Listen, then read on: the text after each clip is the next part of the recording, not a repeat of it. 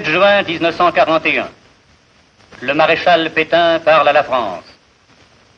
Français, le 17 juin 1940, il y a aujourd'hui une année, j'adressais mon premier appel à la France. Le disque qu'il enregistra va tourner devant vous. Entendez-le, il vous replacera dans l'atmosphère du jour où cet appel fut prononcé. Je me suis adressé cette nuit à l'adversaire pour lui demander s'il est prêt à rechercher avec moi, entre soldats, après la lutte et dans l'honneur, les moyens de mettre un terme aux hostilités.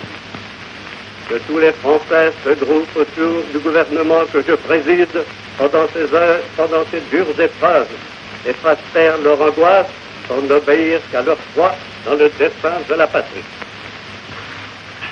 Voilà ce que d'une voix cassée par l'émotion, je vous disais le 17 juin 1940. Ma voix aujourd'hui s'est raffermie, car la France se relève. Mais bon nombre de Français se refusent à le reconnaître. Croient-ils vraiment que leur sort est plus tragique qu'il y a un an? Français, vous avez vraiment la mémoire courte. Croyez-moi, le moment n'est pas venu de vous réfugier dans l'amertume ou de sombrer dans le désespoir. Vous n'êtes ni vendus, ni trahis, ni abandonnés. Ceux qui vous le disent vous mentent et vous jettent dans les bras du communisme.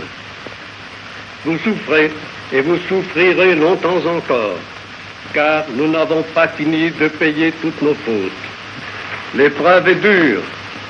Beaucoup de bons Français, et parmi eux les paysans et les ouvriers, l'acceptent avec noblesse. Ils m'aident aujourd'hui à supporter ma lourde tâche. Mais il me faut mieux encore. Il me faut votre foi, la foi de votre cœur, la foi de votre raison. Il me faut votre sagesse et votre patience. Vous ne les acquerrez que dans la discipline que je vous impose, et dont seuls les oublieux de notre histoire ou les adversaires de notre unité cherchent à s'évader.